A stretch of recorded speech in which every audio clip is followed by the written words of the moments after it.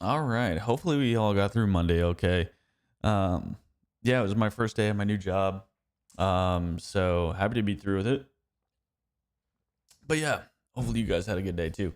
Um Today we're going to be talking about um investable sealed products and where I think it sits on a scale. I know we did a scale last stream, but I just figured I'd redo it.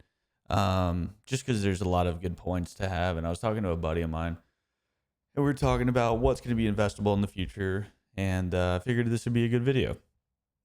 All right. So as far as investable stuff goes, um, we'll start with the Pokemon Center ETB. I'm using a normal set here. Specialty sets, are a little bit different, but they follow the same logic.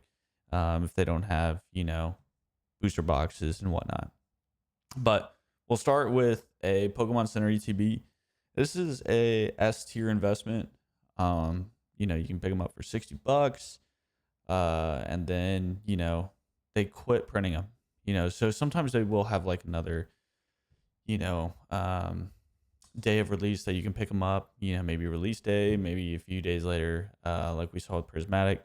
But for the most part, it's a limited print run, and you're only going to be able to get one, especially with this Team Rocket one, where they totally switched up the box. It's the same design, but it's different colors, and that stands out. Uh, Following that, we have a case booster box. This, in my opinion, is the S tier. When you have a case booster box, I mean, this is for higher end collectors, but the goal is to eventually have this monster hold, and your position in the investment is going to be much larger. I think the booster box uh, sealed collection is by far the best investment. Now, short term, I think the Pokemon Center is, but definitely long term, I think the booster box sealed case takes over. Um, so I think we'll go down here and kind of get into some stuff down here. Let's do a basic pack. Now, this is going to be a controversial topic. Rip and ships are going to be super open to doing regular packs.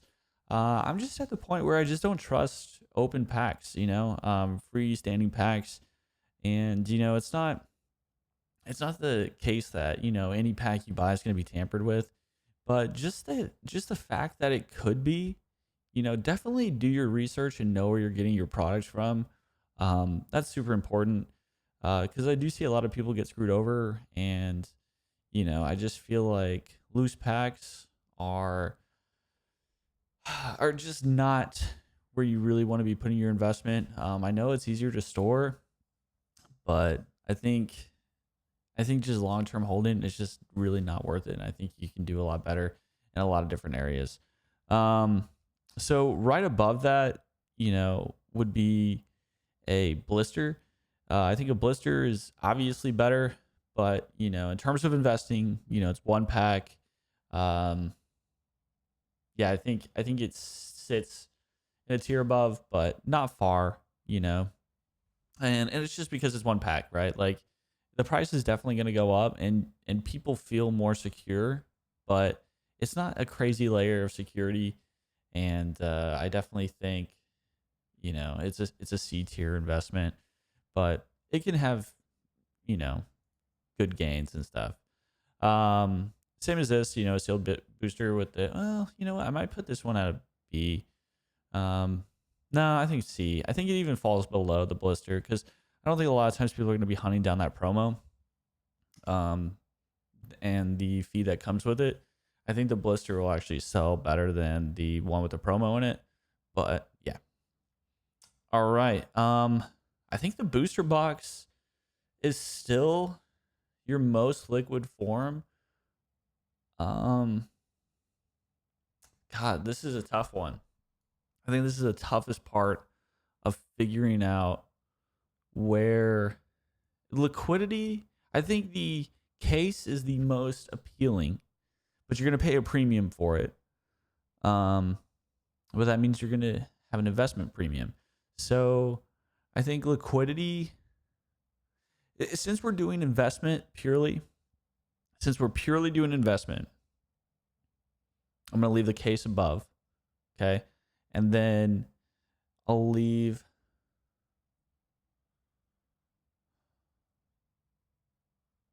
I think I'm going to move the booster box above the Pokemon Center ETB here. And this is just because purely investment. I think the booster box has a lot further to run, even though the Pokemon Center is probably a more limited product. All right. Following that, we have a regular ETB. Now, if you can do, I think, man, I think the regular ETB is going to be a tier investment just for art purposes. People do like that. And I think this is a good spot for it. I think A tier, and even the case, I think falls in line with it. But I think you move it up. I think a case of ETBs is going to outperform a case in the long run. Again, just purely investment, but I do think it falls behind the Pokemon Center. And let's see what we got next. We got a half. Is this a half, I believe? Yeah, so I would say a half is probably... I would put it behind an ETB because I think you're just going to pay... You're not going to pay booster box premiums, but I think you're going to pay what's the packs... Or you're going to pay what the packs are worth, but I don't think you get the premium of it being a booster box. So I'm gonna have to leave that behind the regular ETB. Following that, we have the build and battle. I think a build and battle is in a B tier. I don't think people are really hunting down the promos. And then you also have the 4-packs in it, but I don't think it moves the needle too much, unless there's just a really cool promo in it. And the booster bundle. I think the booster bundle, I think from an investment side, I think the booster bundle would fall in A tier, but behind the half booster and behind the booster box. Now, I know booster bundles are becoming more popular and more accepted, especially since it's sealed, right?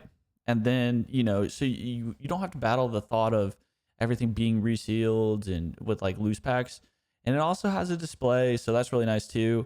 But I also think usually with a booster bundle, you're paying for the pack prices inside and just the security of it being sealed. And I'm pretty sure you're going to be getting that with a little bit more in a half booster box, because they do charge a little bit more of a premium, I think, in the long run. So don't be afraid to go the half booster box route. And then I think the ETB you'll do well too. So that's my A tier. And let's see. And then the 3-pack. 3-pack promo. I mean, 3-pack promo could probably fall into B tier. Just because you're getting, 3, and if somebody's gonna really want to rip, they're probably gonna do something like this. But it still fall. Maybe the blister is up here as well. Honestly, I think the blister is up here, and then the promos kind of fall off. But I think this one's a little bit better than the single one. Just because they come in that packaging. But this one's a 3 set, so I'm gonna put it above. And then the and I'm gonna put this one for not only booster bundles but battle boxes as well. I'm just gonna leave it at A tier, just because I think a lot of people are gonna probably turn towards like a case of ETBs or a case of booster boxes at that point. But yeah, let me know what you guys think as far as investability goes. I'm not talking about liquidity or anything like that here. Maybe we'll do another video. And then I think in the future, I want to do a video kind of explaining my thought process behind this, ETBs, where they stand versus booster bundles. I think it's going to be a really interesting video, showing like the multipliers and everything. But yeah, guys, let me know. I know it's a short one, but I'm always trying to keep you guys, good with your time, in and out. And I know it's a late video tonight, 8:43 here, but I just wanted to make sure, we get you guys a video. Been telling you guys I would. So I'll see you guys tomorrow. Peace out. Thanks for watching. Later.